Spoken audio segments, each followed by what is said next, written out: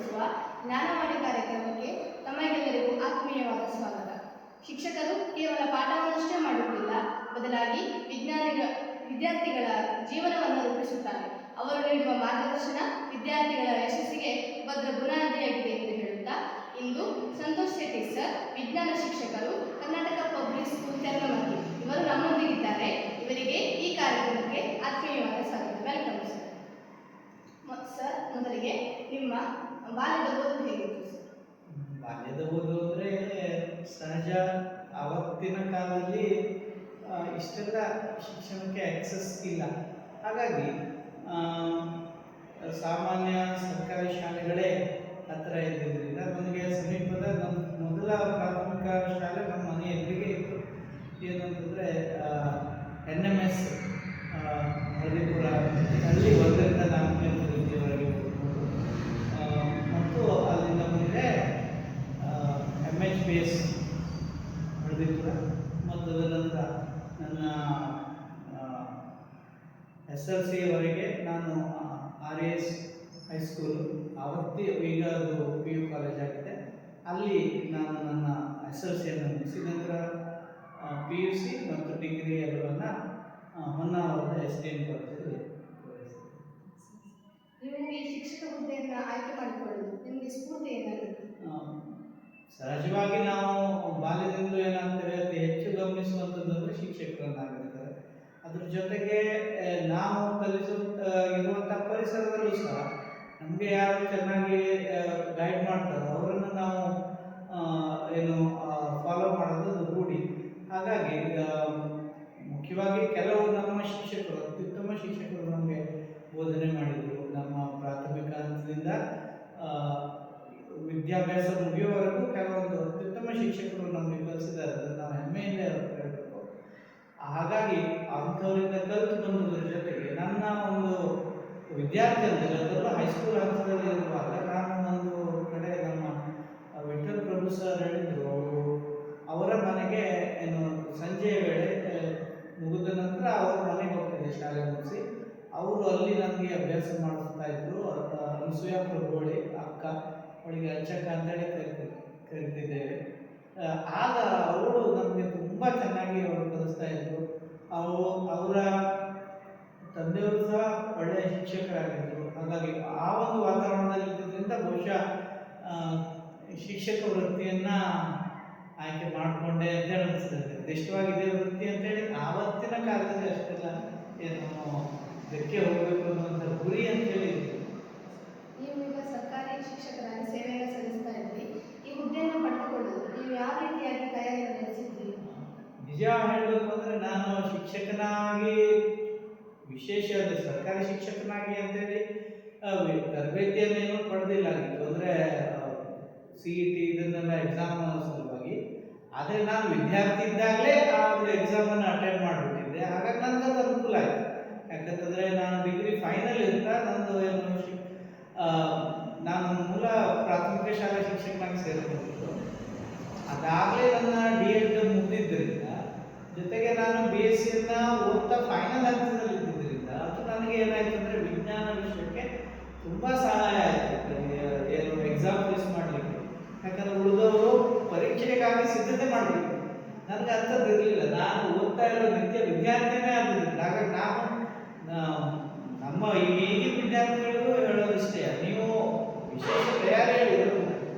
ಅದಕ್ಕಾಗಿಯೇ ಸಹಜವಾಗಿ ವಿದ್ಯಾರ್ಥಿಯಾಗಿ ಇದ್ದಾಗ ಅದರಿಂದಾನೇ ಅದು ತಯಾರಿಯೂ ಅದರೊಳಗೆ ಆಗುತ್ತೆ. ವಿಶೇಷ ಪೂರ್ವ ಸಿದ್ಧತೆಯನ್ನು ಮಾಡಲಿಲ್ಲ. ಆದರೆ ಎಲ್ಲವನ್ನ ಅಂದರೆ ದಿನನಿತ್ಯದ ರೂಟೀನ್ ವರ್ಕ್ನಲ್ಲಿ ಅದು ಕೆಲಸವನ್ನು ಅದು ಅಭ್ಯಾಸವನ್ನು ಮಾಡಲಿಕ್ಕೆ ಸಾಕಾಗಿದೆ. ನಿಮ್ಮ ದೃಷ್ಟಿಯಲ್ಲಿ ವಿಜ್ಞಾನ ಏನು? ವಿಜ್ಞಾನ ಅಂದರೆ ಏನು ಅಂತ ಹೇಳೋದಕ್ಕೆ ತುಂಬ ಈಗ ಪುಸ್ತಕಗಳು ಹೇಳ್ತೇವೆ, ಅನುಭವಗಳು ಹೇಳ್ತೇವೆ. ಅದರ ವಿಜ್ಞಾನ ಅಂತಂದರೆ ಬಹುಶಃ ನಮ್ಮ ಜೀವನವನ್ನು ಅತ್ಯುತ್ತಮವಾಗಿಸುವಲ್ಲಿ ನಾವೇನೊಂದು ಆಲೋಚನಾ ಪರರಾಗ್ತೇವೋ, ಯಾವ ರೀತಿ ನಾವು ವರ್ತಿಸ್ತೇವೋ ಅದೇ ವಿಜ್ಞಾನ ಅಂತ ಹೇಳಿ ಹೇಳ್ತೇವೆ. ನಮ್ಮ ಲೈಫ್ ಅಥವಾ ನಮ್ಮ ಬದುಕನ್ನು ತುಂಬ ಚೆನ್ನಾಗಿ ನಿರ್ವಹಿಸುವಲ್ಲಿ ಏನೆಲ್ಲ ನಮ್ಮ ಜ್ಞಾನ ನಮಗೆ ಅನುಕೂಲ ಆಗ್ತದೆ ಅದೆಲ್ಲವೂ ವಿಜ್ಞಾನನೇ ಆಗಿದೆ. ಈ ವಿಜ್ಞಾನ ಪಾಠವನ್ನು ಮಾಡುವಾಗ ನಾವು ಪ್ರಯೋಗಗಳನ್ನೆಲ್ಲ ಮಾಡ್ತೇವೆ. ಇದರಿಂದ ವಿದ್ಯಾರ್ಥಿಗಳಿಗೆ ಯಾವ ರೀತಿ ಪ್ರಯೋಗಗಳು ಆಗ್ತದೆ?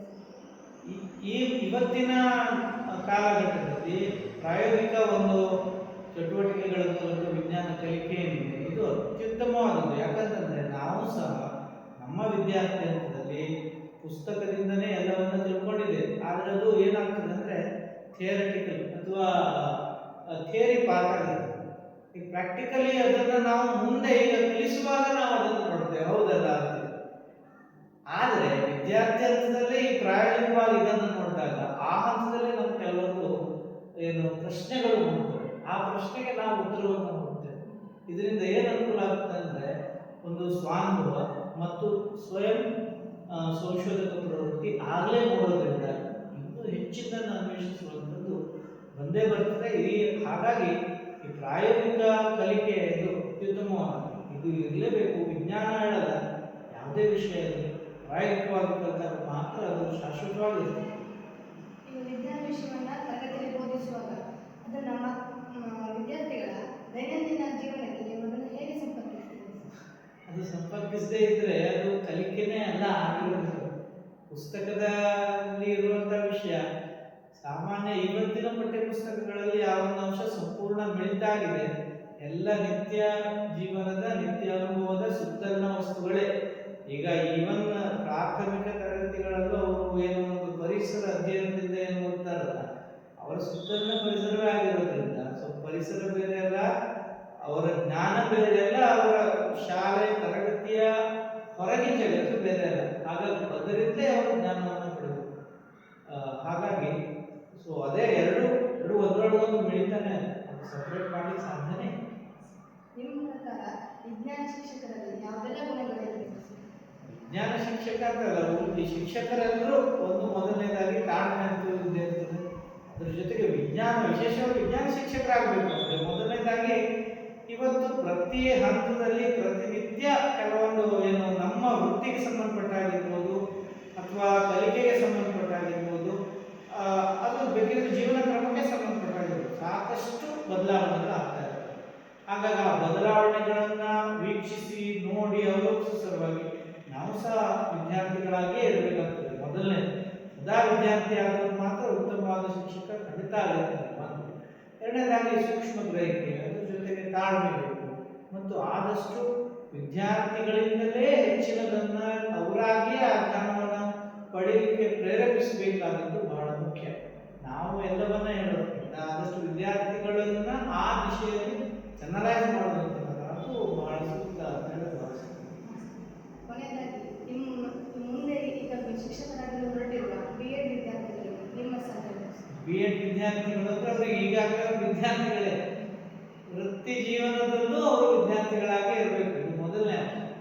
ಎರಡನೇದಾಗಿ ಇನ್ನೊಂದು ಕಾಲಘಟ್ಟ, ಇನ್ನೊಂದು 2-3 ವರ್ಷ ಆಗುವುದು ಏನಾಗ್ತದೆ, ಆ ಒಂದು ಕಾಲ ಅಷ್ಟರೊಳಗೆ ಏನಾಗ್ತದೆ ಸಾಕಷ್ಟು ಬದಲಾವಣೆಗಳು ಈ ಒಂದು ನಡುವಿನ ಅವಧಿಯಲ್ಲೇ ಆಗಿರುತ್ತದೆ ಶಿಕ್ಷಣ ಕ್ಷೇತ್ರಕ್ಕೆ ಸಂಬಂಧಪಟ್ಟಂಗೆ.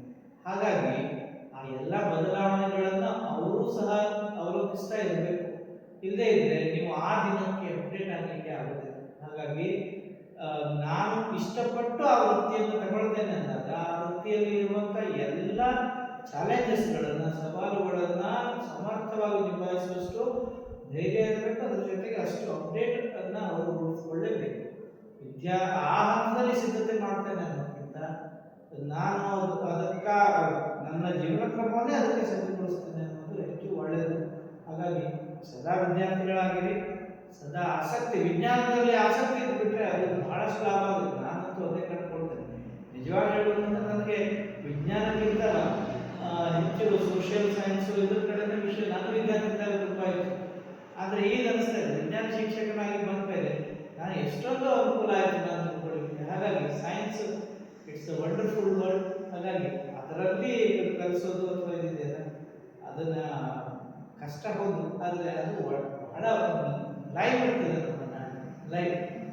ಹಾಗಾಗಿ ಸದಾ ವಿದ್ಯಾರ್ಥಿಗಳಾಗಿ ಮುಂದುವರಿದೆ ಅಂತ ಹೇಳಿ ಥ್ಯಾಂಕ್ ಯು ಸರ್. ಇಷ್ಟೊತ್ತು ನಿಮ್ಮ ಅಮೂಲ್ಯವಾದ ಸಮಯವನ್ನು ನಮಗೆ ಉಳಿಸಿದ್ದಕ್ಕಾಗಿ ಧನ್ಯವಾದ. Thank you.